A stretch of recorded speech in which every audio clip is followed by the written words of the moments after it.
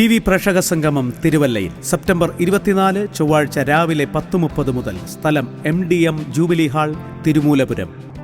TV പ്രേക്ഷക സംഗമം തൃശൂരിൽ സെപ്റ്റംബർ 25 ബുധനാഴ്ച രാവിലെ 10:30 മുതൽ. സ്ഥലം community hall, Nehru Nagar, Kurichira, Thrissur. TV പ്രേക്ഷക സംഗമം എറണാകുളത്ത് സെപ്റ്റംബർ 26 വ്യാഴാഴ്ച രാവിലെ 10:30 മുതൽ. സ്ഥലം ടൗൺ ഹാൾ, നോർത്ത് റെയിൽവേ സ്റ്റേഷന് സമീപം. കർത്താവിൻ്റെ അതിമഹത്വമായ നാമം വാഴ്ത്തപ്പെടുമാറാകട്ടെ. അനുഗ്രഹിക്കപ്പെട്ട ഈ നല്ല ദിവസത്തിനായി നമുക്ക് ദൈവത്തെ സ്തുതിക്കാം. ഇന്ന് നമ്മൾ കേൾക്കാൻ പോകുന്നത് ചിലരുടെ ജീവിതത്തിൽ കർത്താവ് അത്ഭുതം ചെയ്തത്, ചിലരെ മരണത്തിൽ നിന്ന് വിടുവിച്ചത്, ഒരിക്കലും നടക്കില്ല എന്ന് പറഞ്ഞതിന്മേൽ കർത്താവ് സന്തോഷപരമായ ഒരു പര്യവസാനം കൊടുത്തത്. നമുക്ക് ആ വ്യക്തികൾ പങ്കിടുന്ന സാക്ഷ്യത്തെ ഒന്ന് കേൾക്കാം. ആദ്യമായിട്ട് പുഷ്പഗിരിയിൽ നിന്നും ഷൈനിയാണ് നമ്മളോട് സാക്ഷ്യം പങ്കുവെക്കുന്നത്. ഈ സിസ്റ്റർ പറയുന്നത് താൻ 4 വർഷമായിട്ട് തനിക്ക് കുഞ്ഞുങ്ങളില്ലായിരുന്നു, PCOD ഉണ്ടായിരുന്നു. ജൂലൈ മാസത്തിൽ താൻ മീറ്റിങ്ങിന് വന്നു. അപ്പോൾ ബ്രദർ പ്രാർത്ഥിച്ചു, അടുത്ത മാസം സാക്ഷ്യം പറയണമെന്ന് പറഞ്ഞു. താൻ വിശ്വാസത്തോടെ വീട്ടിലേക്ക് മടങ്ങിപ്പോയി. അടുത്ത 3 മാസങ്ങളിൽ താൻ പോയി സ്കാൻ ചെയ്തു. സ്കാൻ ചെയ്തപ്പോഴെല്ലാം നെഗറ്റീവ് എന്നാണ് തനിക്ക് റിസൾട്ട് കിട്ടിയത്. എന്നാൽ തൻ്റെ വയറ്റിലൊരു ഭാരം അനുഭവിക്കുന്നതിനെ തുടർന്നിട്ട് താൻ വേറൊരു ഹോസ്പിറ്റലിൽ പോയി ടെസ്റ്റ് ചെയ്തു. അപ്പോൾ മനസ്സിലായി 3 മാസം പ്രായമുള്ള ഒരു കുഞ്ഞ് തൻ്റെ ഉദരത്തിലുണ്ടെന്ന് മനസ്സിലായി. വിശ്വസ്തനായ ഒരു ദൈവത്തിൻ്റെ അടുക്കലാണ് നമ്മളായിരിക്കുന്നത്. വാക്ക് പറഞ്ഞാൽ മാറാത്തൊരു ദൈവം, അവനെയാണ് നമ്മൾ സേവിക്കുന്നത്. ഹല്ലേലൂയ. സിസ്റ്റർ പറയുന്നത് തൻ്റെ ലൈഫിൽ താനിപ്പോൾ സാക്ഷ്യം പറയുന്നത് 3 വയസ്സുള്ള കുഞ്ഞുമായിട്ട് വന്നിട്ടാണ് താൻ സാക്ഷ്യം പറയുന്നത്. ആ സമയം ദൈവം എപ്പോഴാണോ തൻ്റെ ലൈഫിൽ അതിനെ റിലീസ് ചെയ്തത്, ആ ദൈവത്തിൻ്റെ വാഗ്ദത്തത്തെ പറഞ്ഞത്, ആ സമയം അത് ഉളവാകുവാനിടയായി. ഹല്ലേലൂയ. കർത്താവിൻ്റെ കൃപയ്ക്കായി നന്ദി പറയുന്നു. തൻ്റെ ലൈഫിൽ 3 മാസവും താൻ നെഗറ്റീവ് കേട്ടെങ്കിലും അതിൽ വിശ്വസിച്ച് ദൈവം പറഞ്ഞത് മാറത്തില്ല എന്ന് ഉറപ്പോടെ ആയിരുന്നു. ഇന്ന് രാത്രിയിൽ എന്നെ കാണുന്ന നിങ്ങളുടെ ലൈഫിൽ നടക്കില്ല എന്ന് പറയുന്ന കാര്യങ്ങളുമേൽ, ഒരിക്കലും സാധ്യതയില്ല എന്ന് പറയുന്ന കാര്യങ്ങളുമേൽ ചിലത് ദൈവത്തിൽ നിന്ന് കേട്ടാതെ അതൊരിക്കലും മാറത്തില്ല. അത് ഞങ്ങളുടെ ലൈഫിൽ നന്മയായി തീരും. വിശ്വാസത്തെ മുറുകെ പിടിച്ചാട്ടെ. നമുക്ക് ഈ സാക്ഷ്യം ഒന്ന് കാണാം. ഞങ്ങൾക്ക് 4 വർഷമായിട്ട് കുട്ടികളില്ലായിരുന്നു. സ്കാൻ ചെയ്തപ്പോൾ ഡോക്ടർ എന്നോട് പറഞ്ഞു, ഇത്രയും കാലങ്ങളായി കുട്ടികളില്ലാതിരുന്നോണ്ട് എനിക്ക് മാനസികമായിട്ടുള്ള പ്രശ്നമാണെന്ന് പറഞ്ഞു. ഞാൻ മൊത്തത്തിൽ അങ്ങ് പോയായിരുന്നു, ഡൗൺ ആയി പോയി. ഞാൻ സ്കാൻ ചെയ്തു. സ്കാൻ ചെയ്തപ്പോഴും ഇല്ല, നെഗറ്റീവാണ്. എൻ്റെ വയറിൻ്റെ സൈഡിൽ ഒരു ഭാരം പോലെ തോന്നി. മറയൂർ ഒരു ഹോസ്പിറ്റലിൽ പോയി സ്കാനിങ് കയറിയപ്പോൾ എൻ്റെ വയറ്റിൽ ഇവളുണ്ടായിരുന്നു.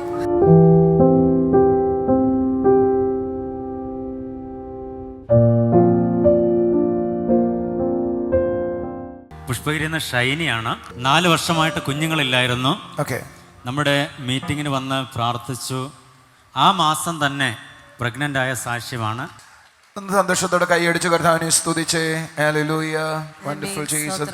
സിസ്റ്റർ തന്നെ ഒന്ന് പറഞ്ഞേ, എത്ര നാൾ, എവിടുന്നാ വരുന്നേ പറയാവോ? ഞാൻ പുഷ്പഗിരി എന്ന് പറഞ്ഞ കട്ടപ്പന തന്നെയാണോ? പറഞ്ഞാട്ട് എത്ര വർഷമായി കുഞ്ഞുങ്ങളില്ലായിരുന്നു? എന്തായിരുന്നു എൻ്റെ കാരണം? ഞങ്ങൾക്ക് 4 വർഷമായിട്ട് കുട്ടികളില്ലായിരുന്നു. 4 വർഷമായിട്ട് കുഞ്ഞുങ്ങളില്ലായിരുന്നു. എനിക്ക് PCOD ആയിരുന്നു. കാരണം PCOD ആയിരുന്നു. അപ്പൊ ഹോസ്പിറ്റലിൽ ചെന്ന് കണ്ടപ്പോൾ പറഞ്ഞു, കുട്ടികളുണ്ടാകാൻ ഒരുപാട് താമസമുണ്ട്. പറഞ്ഞിരുന്നു. ഒരു 2020-21 എനിക്ക് ലാസ്റ്റ് LMP ഡേറ്റ് ആവുന്നത് ഏപ്രിൽ. പിന്നെ ഏപ്രിൽ, മെയ്, ജൂൺ ഇല്ലായിരുന്നു, നെഗറ്റീവ് ആയിരുന്നു കാണിച്ചത്. അത് കഴിഞ്ഞ് ജൂലൈയിലാണ് പ്രോഗ്രാം കണ്ട് ലൈവായിട്ട് വിളിച്ചു, പ്രാർത്ഥിച്ചു. അതിന്റെ ഫലമായിട്ട് പിറ്റേ മാസം കൂട്ടി സാക്ഷ്യം വിളിച്ച് പറയണമെന്ന് പറഞ്ഞു. പിറ്റേ മാസം ആഗസ്റ്റിൽ നോക്കിയപ്പോൾ നെഗറ്റീവായിരുന്നു. സെപ്റ്റംബറിൽ നോക്കിയപ്പോൾ നെഗറ്റീവായിരുന്നു. അത് കഴിഞ്ഞ് പിന്നെ സ്കാൻ ചെയ്യാൻ പറഞ്ഞു. സ്കാൻ ചെയ്തപ്പോൾ ഡോക്ടർ എന്നോട് പറഞ്ഞു, ഇത്രയും കാലങ്ങളായി കുട്ടികളില്ലാതിരുന്നോണ്ട് എനിക്ക് മാനസികമായിട്ടുള്ള പ്രശ്നമാണെന്ന് പറഞ്ഞു. എനിക്ക് ഉണ്ടെന്ന് ഞാൻ വിശ്വസിച്ചു. ആഗസ്റ്റ് തൊട്ട് ഉണ്ടെന്ന് ഞാൻ വിശ്വസിച്ചു. ഞാൻ ഹോസ്പിറ്റലിൽ ചെന്നു. അതായത് 2 മാസം പരിശോധിച്ചിട്ട് നെഗറ്റീവ് ആണ്. വീണ്ടും സ്കാൻ ചെയ്യാനായിട്ട് ഡോക്ടറിൻ്റെ അടുത്ത് വന്നപ്പോൾ കുഞ്ഞുങ്ങളില്ലാത്തതിൻ്റെ മാനസിക പ്രയാസം ഉണ്ടായതാ, ഡിപ്രഷൻ ആയതാന്ന് പറഞ്ഞു. പറഞ്ഞു. അത് കഴിഞ്ഞ് സ്കാനിങ്ങിന് എനിക്ക് ഡോക്ടർ കുറിച്ച് തന്നു. ഞാൻ സ്കാൻ ചെയ്തു.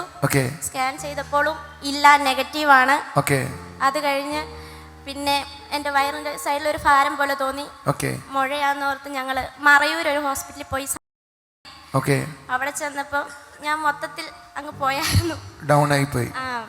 അത് കഴിഞ്ഞ് ബ്ലഡ് കൊടുക്കാൻ പറഞ്ഞു, യൂറിൻ കൊടുക്കാൻ പറഞ്ഞു, കൊടുത്ത് സ്കാനിങ്ങിന് കയറാൻ പറഞ്ഞു.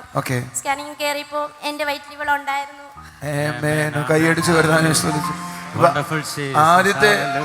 ആദ്യത്തെ സ്കാനിങ്ങിൽ ഒന്നും ഈ കൊച്ചിനെ കിട്ടിയില്ല. ഇല്ല, 3 മാസം ആയപ്പോഴാണ് ഞാൻ ചെല്ലുന്നത് ഹോസ്പിറ്റലിൽ. അപ്പോൾ ഇവക്ക് 3 മാസം ഉണ്ട്. 3 മാസമായി വയറ്റിലുണ്ടായിരുന്നു. ഒന്ന് കൈയടിച്ച്, ഒന്ന് എഴുന്നേറ്റ്, ഒന്ന് കൈയടിച്ച് കർത്താവിനെ സ്തുതിച്ച് എന്ന് പറഞ്ഞ സിസ്റ്ററെ എനിക്ക് മനസ്സിലായത്, സിസ്റ്റർ ആദ്യത്തെ പരിശോധനയിൽ കുഞ്ഞുണ്ടെന്ന് തെളിഞ്ഞില്ല. ആദ്യത്തെ 2 പ്രാവശ്യത്തെ അപ്പൊ ഡോക്ടർ കൊണ്ട് പരിശോധിച്ചപ്പോൾ പറഞ്ഞു ഇതെന്താണ് മാനസിക പ്രയാസമെന്ന് പറഞ്ഞു. സിസ്റ്ററിനെ കളിയാക്കി വിട്ടു. എന്നാൽ വയറിനകത്ത് വേദനയെ തുടർന്ന് മുഴയാന്ന് വിചാരിച്ചിട്ട് വീണ്ടും ഹോസ്പിറ്റലിൽ അഡ്മിറ്റായി. അവിടെ വെച്ച് പരിശോധിക്കുമ്പോഴാണ് കുഞ്ഞുണ്ടെന്ന് മനസ്സിലാവുന്നേ.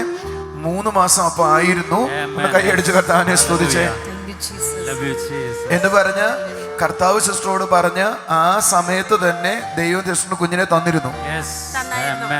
ഒന്ന് കൈയടിച്ച് കർത്താവിനെ സ്തുതിച്ചേ. ഒന്ന് എഴുന്നേറ്റ്, ഒന്ന് കൈയടിച്ച് കർത്താവിനെ സ്തുതിച്ചേ. ഒന്ന് എഴുന്നേറ്റ്, ഒന്ന് കൈകളൊന്ന് അടിച്ച് കർത്താവിനെ സ്തുതിച്ചേ.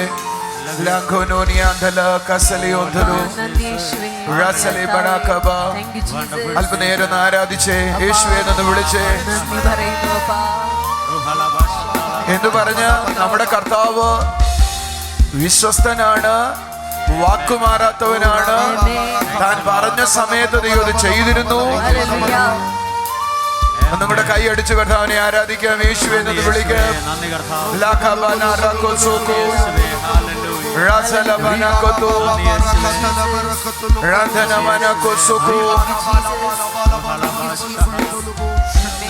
4 വർഷത്തിന് ശേഷം കുഞ്ഞുങ്ങളുണ്ടാകാൻ പ്രയാസമെന്ന് പറഞ്ഞെടുത്ത് കർത്താവ് ദൂത് പറഞ്ഞു, ഈ മാസം ക്യാരി ആകും. പക്ഷേ സിസ്റ്റർ വിശ്വസിച്ച് പരിശോധിച്ചു, തെളിഞ്ഞില്ല.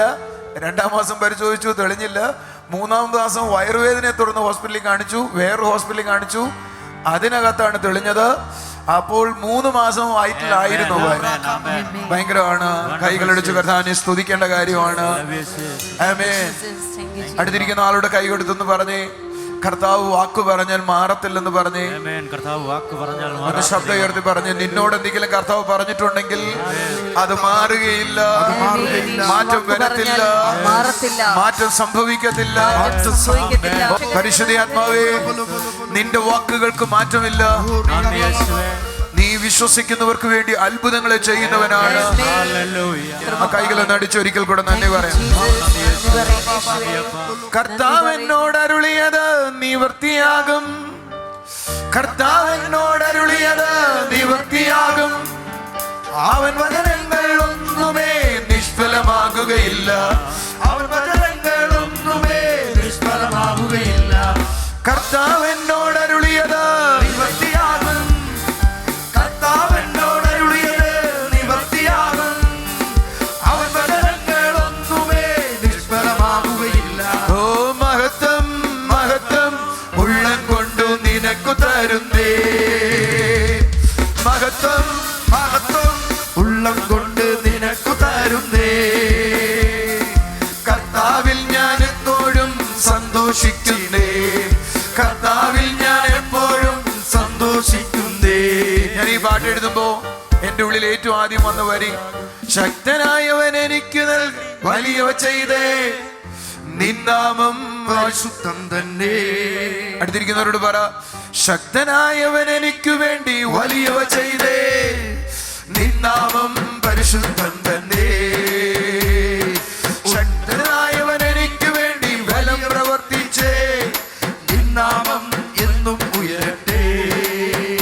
മോൾക്ക് എന്താ പേരിട്ടിരിക്കുന്നേ? മിഖാമറിയ. ഒരു നിമിഷം കാര്യങ്ങൾ ഉയർത്തി മിഖയ്ക്ക് വേണ്ടി പ്രാർത്ഥിച്ച കർത്താവേ, ഞങ്ങൾ മിഖയെ അനുഗ്രഹിക്കുന്നു. ദൈവിക നന്മകൾ കൊണ്ട് മിഖയെ നിറയ്ക്കണമേ. ചെറുപ്പത്തിലെ അവളൊരു അനുഗ്രഹിക്കപ്പെട്ട ആത്മീയ അനുഭവത്തിൽ വളർന്നു വരട്ടെ. അപ്പ ഞാൻ ഈ മിഖയ്ക്ക് വേണ്ടി പ്രാർത്ഥിക്കുമ്പോൾ മിഖയുടെ അമ്മയ്ക്കും കൂടെ വേണ്ടി പ്രാർത്ഥിച്ചേക്കാം. നിങ്ങൾ എത്ര പേർക്ക് അതിനെ ആമീൻ പറയാനുണ്ട്? മിക്കയുടെ അമ്മയ്ക്ക് ഈ ഇടയ്ക്ക് ഒരു നടുവിനൊരു പ്രയാസമുണ്ട്. അത് കാരണം മിക്കയുടെ അമ്മയ്ക്ക് കാലൊരു മരവിപ്പ് പോലെ വരുക.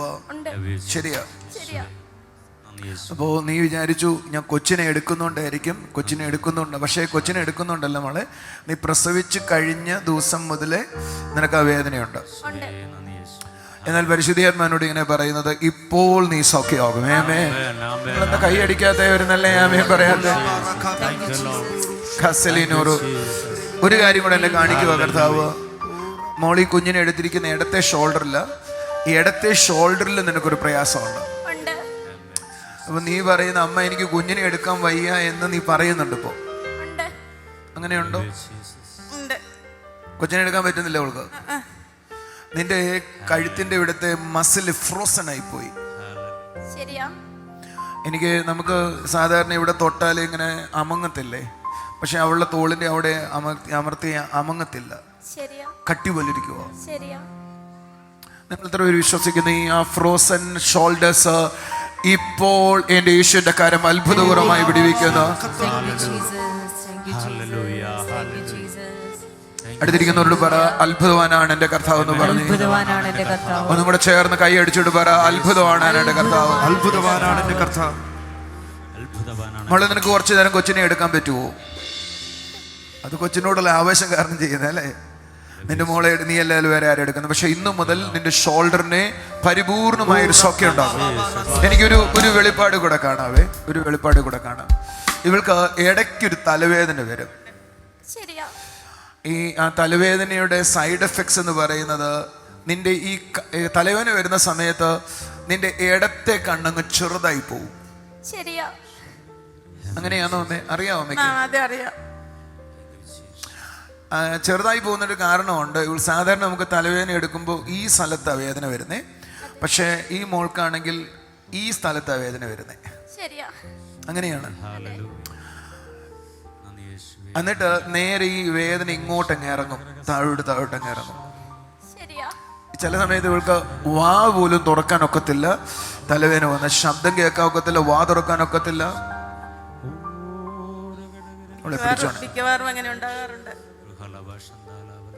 ഞാൻ ഈ മോളുടെ മേൽ പരിശുദ്ധാത്മാവിന്റെ ശക്തി ആവരിക്കുന്ന എനിക്ക് കാണാവേ. പരിശുദ്ധാത്മാവിന്റെ ശക്തി ആ മോളെ തൊടുന്ന എനിക്ക് കാണാം.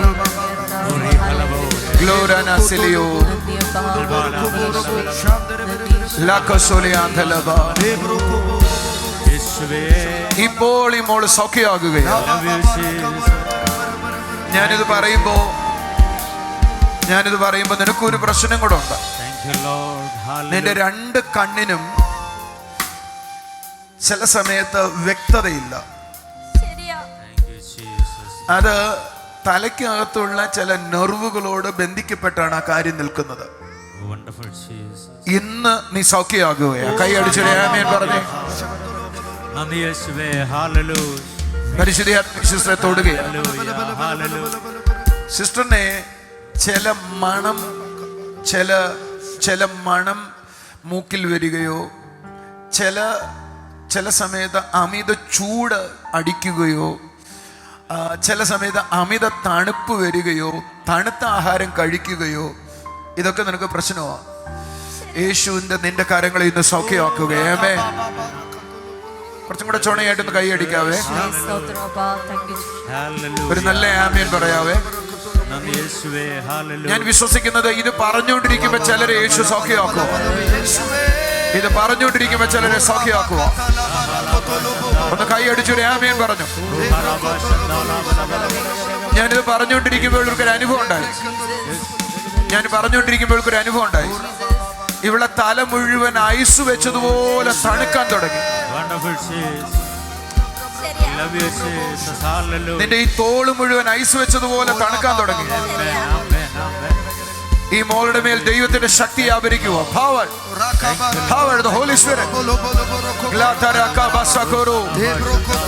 ദൈവശക്തി വ്യക്തികളെ തൊടുവാൻ. ആമേൻ. അടുത്തതും കുഞ്ഞുണ്ടായ ഒരു സാക്ഷ്യമാണ്. ഈ സമയം കുഞ്ഞുങ്ങളില്ലാത്തവർ വിശ്വാസത്തോടെ ഉദരത്തിൽ കരം വെച്ചിട്ട് പ്രാർത്ഥിച്ചാട്ടെ. ജീവിക്കുന്ന ദൈവത്തെയാണ് നമ്മൾ സേവിക്കുന്നത്. ചിലതിനെ ഉളവാക്കുവാൻ കഴിയുന്ന, അത്ഭുതങ്ങളെ ചെയ്യുവാൻ കഴിയുന്ന ഒരു ദൈവത്തിൻ്റെ അടുക്കലാണ് നമ്മളായിരിക്കുന്നത്. അടുത്തത് സാക്ഷ്യം പങ്കുവെക്കുന്നത് അനുവാണ്. അനു പറയുന്നത് തൻ്റെ സഹോദരന് കുഞ്ഞുങ്ങളില്ലായിരുന്നു, 4 അബോർഷനായി പോയി. എന്നാൽ മീറ്റിങ്ങിൽ 2019 മീറ്റിങ്ങിൽ വന്ന് പ്രാർത്ഥിച്ചു. അന്ന് ബ്രദർ ദൂത് പറഞ്ഞു, നിങ്ങൾക്കൊരു ആൺകുഞ്ഞും പെൺകുഞ്ഞും ഉണ്ടാകുമെന്ന്. എന്നാൽ പിന്നീട് ദൈവം അവർക്ക് ഇരട്ട കുഞ്ഞുങ്ങളെ കൊടുക്കുവാനിടയായി തീർന്നു. ഒരാൺകുഞ്ഞിനെയും പെൺകുഞ്ഞിനെയും കൊടുത്ത് അനുഗ്രഹിച്ചു എന്നാണ് സാക്ഷ്യം പങ്കുവെക്കുന്നത്. നിങ്ങൾ ഈ സാക്ഷ്യം കാണുമ്പോൾ വിശ്വാസത്തോടെ ആയിരുന്നാട്ടെ. കർത്താവിൻ്റെ അത്ഭുത കരങ്ങൾ നിങ്ങളെ തൊട്ടുകൊണ്ടാണ് ആയിരിക്കുന്നത്. നമുക്ക് ആ സാക്ഷ്യം ഒന്ന് കാണാം.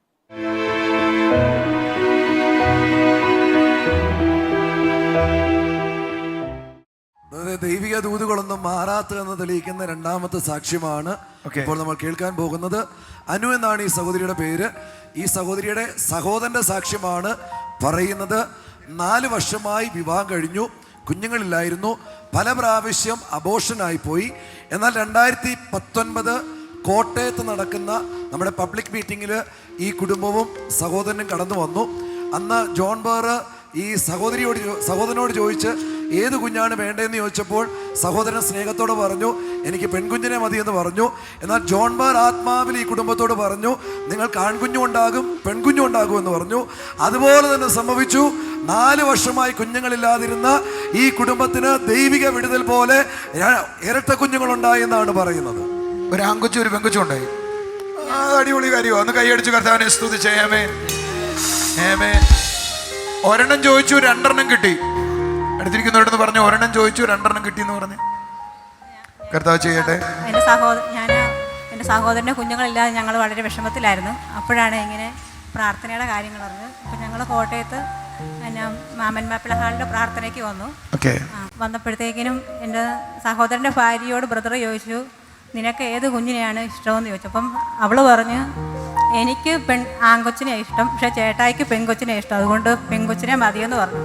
അപ്പം ബ്രദർ പറഞ്ഞു, അങ്ങനെയാണെങ്കിൽ കർത്താവ് നിങ്ങളുടെ 2 പേരുടെയും ആഗ്രഹം സാധിച്ചു തട്ടെന്ന് പറഞ്ഞു. അപ്പം ഞങ്ങൾ എന്നും ദിവസവും പ്രാർത്ഥിച്ചു. അത് കഴിഞ്ഞ് 1 മാസമായപ്പോഴത്തേക്കിനും പ്രഗ്നൻ്റായി. നേരത്തെ 4 പ്രാവശ്യവും ഇങ്ങനെ അബോർഷനായി പോകുമായിരുന്നു. അതിന് ശേഷമാണ് അത് കഴിഞ്ഞ് കുഞ്ഞുണ്ടായപ്പോൾ ഒരാൺകുഞ്ഞും ഒരു പെൺകുഞ്ഞും. ഞങ്ങൾ ഭയങ്കര ഇടപെടല്ലേ. ഒരു ആൺകൊച്ചും പെൺകൊച്ചും കൂടെ ഉണ്ടായി. ഒന്ന് കൈയടിച്ച് കർത്താവിനെ സ്തുതിച്ചേ. So wonderful, so wonderful. അടുത്തതായിട്ട് തൊടുപുഴയിൽ നിന്നും ജയൻ എന്ന പേരുള്ള ബ്രദറാണ് തൻ്റെ സാക്ഷ്യം പങ്കുവെക്കുന്നത്.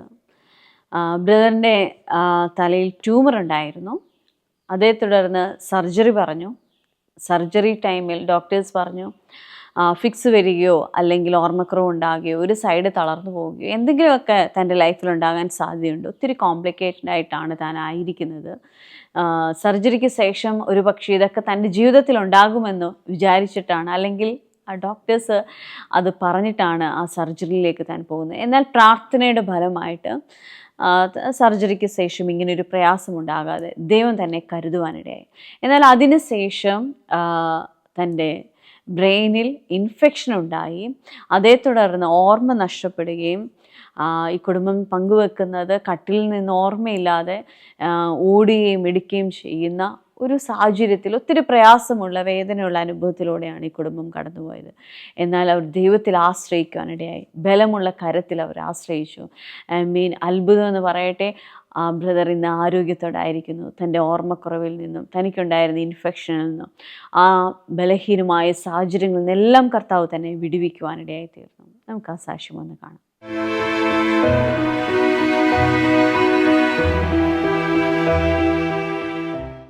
ഈ ബ്രദറിന്റെ പേര് ജയൻ എന്നാണ്. വളരെ അനുഗ്രഹിക്കപ്പെട്ട അത്ഭുതകരമായൊരു സാക്ഷ്യമായിട്ടാണ് ഈ ബ്രദർ നിൽക്കുന്നത്. ജയൻ ഈ ബ്രദറിന് ബ്രെയിൻ ട്യൂമർ ആയിരുന്നു. ബ്രെയിൻ ട്യൂമർ ആയിട്ട് 2004 ഒരു ഓപ്പറേഷൻ കഴിഞ്ഞ് ആ ട്യൂമറിനെ എടുത്തു കളഞ്ഞതാണ്. ഡോക്ടർ പറഞ്ഞു ഇനിയും വീണ്ടും ചിലപ്പോൾ വരാൻ സാധ്യതയുണ്ട് എന്ന് പറഞ്ഞു. വീണ്ടും ട്യൂമർ വന്നു. ആ ഓപ്പറേഷൻ കഴിഞ്ഞ മെയ് മാസത്തിൽ ഓപ്പറേഷൻ നടന്നു. ആ ഓപ്പറേഷന് കയറ്റിയപ്പോൾ ഡോക്ടർ പറഞ്ഞു, ഈ ബ്രദർ രക്ഷപ്പെടുമെന്ന ഒരു ഉറപ്പും ഞങ്ങൾക്ക് പറയാൻ പറ്റത്തില്ല. ഒന്നെങ്കിൽ ഈ ബ്രദറിന് ഫിക്സ് വരും, അല്ലെങ്കിൽ ബ്ലീഡിങ് വരും, ഇല്ലെങ്കിൽ കാലിൻ്റെ ഒരു സൈഡ് തളർന്നു പോകുമെന്ന് പറഞ്ഞു. ഇവർ വിശ്വാസത്തോടു കൂടി തൊടുപുഴയിലുള്ള ഒരു സഹോദരി, അതായത് ചർച്ചിൽ വരുന്ന ഒരു സഹോദരിയെ വിളിച്ചു പറഞ്ഞു, അവർ പ്രാർത്ഥിക്കണമെന്ന് പറഞ്ഞു. അപ്പം ലീഡേഴ്സ് പ്രാർത്ഥിച്ചു. ഓപ്പറേഷൻ തിയേറ്ററിൽ കയറ്റിയപ്പോൾ ഡോക്ടർ പറഞ്ഞു ഇനി രക്ഷപ്പെടാൻ സാധ്യതയില്ല എന്ന് പറഞ്ഞു. ഓപ്പറേഷൻ കഴിയുന്നത് വെന്റിലേറ്ററിലേക്ക് മാറ്റണമെന്ന് പറഞ്ഞു. പ്രാർത്ഥിച്ചതിൻ്റെ ഫലമായിട്ട് ഓപ്പറേഷൻ സക്സസ് ആയിട്ട് നടന്നു. ബ്ലീഡിങ് വന്നില്ല, കാല് തളർന്നില്ല, ഒരു പ്രശ്നവുമില്ല. ഓപ്പറേഷന് ശേഷം നേരെ ICUലേക്ക് മാറ്റി. 2 ദിവസം കഴിഞ്ഞപ്പോൾ റൂമിലേക്ക് മാറ്റി. ആമേൻ. അത് കഴിഞ്ഞ് 2 ദിവസം കഴിഞ്ഞപ്പോൾ ബ്രദറിന് തലയ്ക്കകത്ത് ഓപ്പറേഷൻ ചെയ്ത സ്ഥലത്ത് ചെറിയൊരു പ്രശ്നമുണ്ടായി. അവിടെ ഇൻഫെക്ഷൻ ഉണ്ടായി. അപ്പോൾ ഇവരാകെ ഭാരപ്പെട്ടു. അപ്പോൾ ഡോക്ടർ പറഞ്ഞു ഇനി രക്ഷപ്പെടുമെന്ന് തോന്നുന്നില്ല എന്ന് പറഞ്ഞു. എന്നാൽ ഇവർ വിശ്വാസത്തോടു കൂടി AJ ഹാളിൽ വന്ന് ബ്രദറിനെ കണ്ടു, പ്രാർത്ഥിച്ചു. ആമേൻ. തിരുവനന്തപുരത്ത് ായിരുന്നു ഓപ്പറേഷൻ. തിരുവനന്തപുരത്ത് വന്ന് ബ്രദറിനെ കണ്ടിട്ടുണ്ടോ? തിരുവനന്തപുരത്ത് വന്നിട്ടുണ്ട്. ഓ, ഓർമ്മശക്തി നഷ്ടപ്പെട്ടായിരുന്നു. ബ്രദർ കട്ടിലിൽ നിന്ന് എഴുന്നേറ്റ് ഓടുകയായിരുന്നു. ബ്രദർ കണ്ടതേ പറഞ്ഞു ഈ ബ്രദറിന് ഒരു ഓർമ്മശക്തി കുറവും ഉണ്ടാകത്തില്ല, പൂർണ്ണ ആരോഗ്യത്തോടെ ഇരിക്കുമെന്ന് പറഞ്ഞു. അതേപോലെ തന്നെ 1 വർഷമായിട്ട് ജീവനോടെ ഇരിക്കുന്നു. തിരുവനന്തപുരത്ത് വന്നത് എന്നാ? തിരുവനന്തപുരത്ത് ഞങ്ങൾ ജൂലൈ മാസത്തിൽ കഴിഞ്ഞ ജൂലൈ. അപ്പൊ എന്തുവായിരുന്നു ഇദ്ദേഹത്തിന്റെ സ്ഥിതി? എന്തായിരുന്നു അപ്പൊ? അന്നേരം ശരിക്കും ഒരു ഓർമ്മയൊന്നും ഉണ്ടായിരുന്നില്ല. ഓർമ്മയില്ല? ഓർമ്മയില്ല. കാരണം ഇൻഫെക്ഷൻ ആയപ്പോ ഓർമ്മ പോയായിരുന്നു തലയിൽ. ഓ, അവിടെ വന്നിരുന്നത് എനിക്ക് ചെറിയ ഓർമ്മയുണ്ട്. ശരിയാ. അത് കഴിഞ്ഞിട്ട് ബ്രദറിന്റെ അടുത്ത് വന്ന് ചേട്ടനെ കൊണ്ട് ഞാൻ തൊടുപുഴയിൽ നിന്ന് ചേച്ചീനെയും ചേട്ടനെയും വിളിച്ചു വരുത്തിയിട്ടാണ് ചേട്ടനെ അവിടെ കൊണ്ടുവന്നത്. അവിടെ കൊണ്ടുവന്ന് കഴിഞ്ഞപ്പോൾ ബ്രദർ പറഞ്ഞു കുഴപ്പമൊന്നും ഉണ്ടാവില്ല, സന്തോഷമായിട്ട് പോയിക്കോളാൻ പറഞ്ഞു. തലയിൽ കഴിച്ച് പ്രാർത്ഥിക്കുകയൊക്കെ ചെയ്തു. അത് കഴിഞ്ഞിട്ട് പിന്നെ അന്നേരം ഞാൻ ആ സമയത്ത് കൊണ്ടുവരുമ്പോ ആൾക്ക് ഒരു ഓർമ്മയുണ്ടായിരുന്നില്ല. പ്രാർത്ഥിക്കുന്ന സമയത്ത് ഒരു ഓർമ്മയില്ല. അത് കഴിഞ്ഞ് പിന്നെ കുറച്ച് നാൾ കഴിഞ്ഞപ്പോ പിന്നെ ആൾക്ക് പതിയെ ഓർമ്മകൾ വരാൻ തുടങ്ങി, തിരിച്ചു വരാൻ തുടങ്ങി. പക്ഷെ അന്നേരം എന്നെയും പിള്ളേരെ അറിയാം, വേറെ ആരും അറിയില്ല. ചേച്ചിയും പിള്ളേരെ അറിയാം, ബാക്കി ആരും അറിയില്ല. പക്ഷെ ജോൺ ബ്രദറിനെ ഓർക്കുന്നുണ്ട്. എന്നെ സിസ്റ്ററിനെയും മക്കളെ അറിയാം, പിന്നെ അറിയാവുന്ന ഞാൻ മാത്രമേ ഉള്ളൂ. ഭയങ്കര ഇടപെടായി പോയി. ജോൺ ബ്രദറിന് സ്വപ്നം കാണാറുണ്ട്. പിന്നെ കർത്താവിനെ ഒരു സ്വപ്നം കണ്ടു. പിന്നെ ആളും ഫ്രണ്ട്സും കൂടി ഇരിക്കുമ്പോൾ കർത്താവ് ഇങ്ങനെ ഒരു സ്റ്റെപ്പ് കയറി നടന്നു വരികയാണ്. അപ്പോൾ ആള് അവിടെ ഇരുന്നു നോക്കി കഴിഞ്ഞപ്പോൾ എഴുന്നേറ്റു. പെട്ടെന്ന് എഴുന്നേറ്റ് കഴിഞ്ഞപ്പോൾ കർത്താവ് നോക്കി ഒന്ന് ചിരിച്ചിട്ട് പോയി എന്ന് പറഞ്ഞു. അങ്ങനെ സ്വപ്നം കണ്ടു. അത് കഴിഞ്ഞ് ബ്രദറിനെ അന്ന് ഭാര്യ മക്കളെ ഓർമ്മയുണ്ട്, പിന്നെ എന്നെ ഓർമ്മയുള്ളൂ. നമ്മൾ ആ കൂടി ഒരു പ്രാവശ്യം കണ്ടിട്ടുള്ളൂ. താനും ഒന്ന് കൈയടിച്ച് കർത്താവിനെ സ്തുതിച്ച് ആമേൻ. അദ്ദേഹം പറയണേ ഇടയ്ക്ക് എന്നെ സ്വപ്നം കാണാറുണ്ട്, അതേപോലെ കർത്താവിനെ സ്വപ്നം കാണാറുണ്ട്.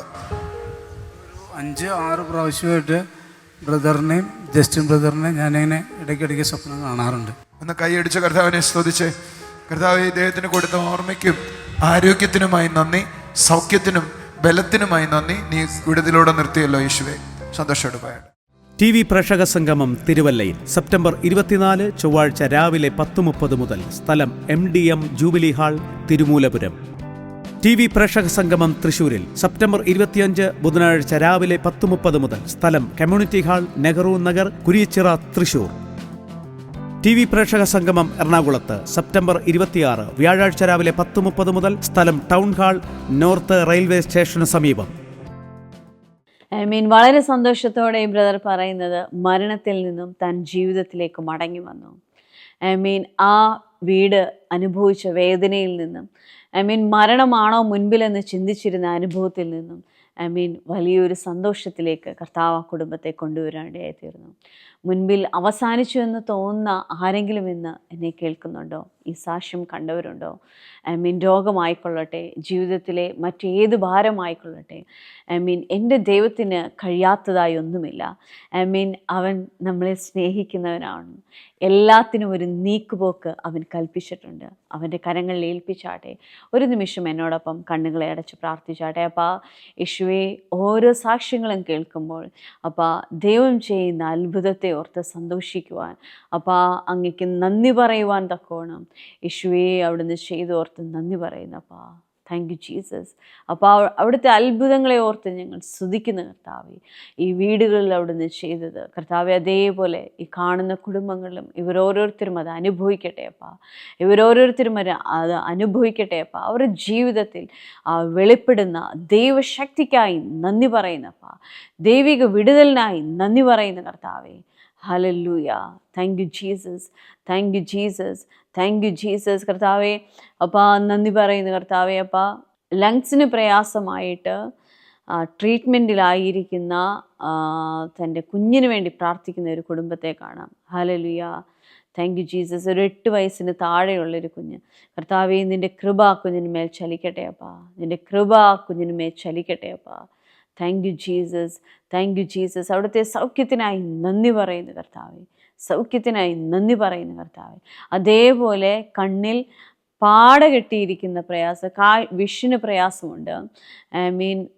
സർജറി ചെയ്താൽ പോലും അതിനൊരു മാറ്റം ഉണ്ടാകത്തില്ല എന്ന് പറഞ്ഞ് വേദനയോടായിരിക്കുന്ന ആ കുടുംബത്തിന്മേൽ കർത്താവിൻ്റെ കരം ചലിക്കുക. യേശുവിൻ്റെ നാമത്തിൽ, യേശുവിൻ്റെ നാമത്തിൽ ആ സൗഖ്യമുണ്ടാകട്ടെ. യേശുവിൻ്റെ നാമത്തിൽ ആ സൗഖ്യമുണ്ടാകട്ടെ. യേശുവിൻ്റെ നാമത്തിൽ ആ സൗഖ്യമുണ്ടാകട്ടെ അപ്പാ. Thank you Jesus.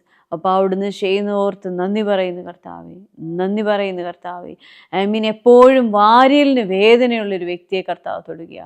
യേശുവിൻ്റെ നാമത്തിൽ ആ സൗഖ്യം ചലിക്കട്ടെ അപ്പാ.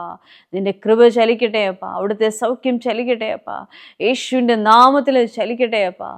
സ്വർഗീയ പിതാവേ, എന്നെ കാണുന്ന ഓരോ കുടുംബങ്ങളിലും കർത്താവെ പ്രാർത്ഥിക്കുന്ന വിഷയത്തിന്മേലും ദൈവത്തിൻ്റെ അത്ഭുതകരം ചലിക്കണം അപ്പാ. അവിടുന്ന് ചെയ്യുന്നതിനായി നന്ദി അപ്പാ. സ്വർഗീയ പിതാവേ, അവിടുന്ന് ഞങ്ങളുടെ പ്രാർത്ഥന കേട്ടതിനായി സ്തോത്രം. യേശുവിൻ്റെ നാമത്തിൽ തന്നെ ആമേൻ. എല്ലാവിധമായ നന്മകളോടും കർത്താവ് നിങ്ങളെ അനുഗ്രഹിക്കട്ടെ. God bless you.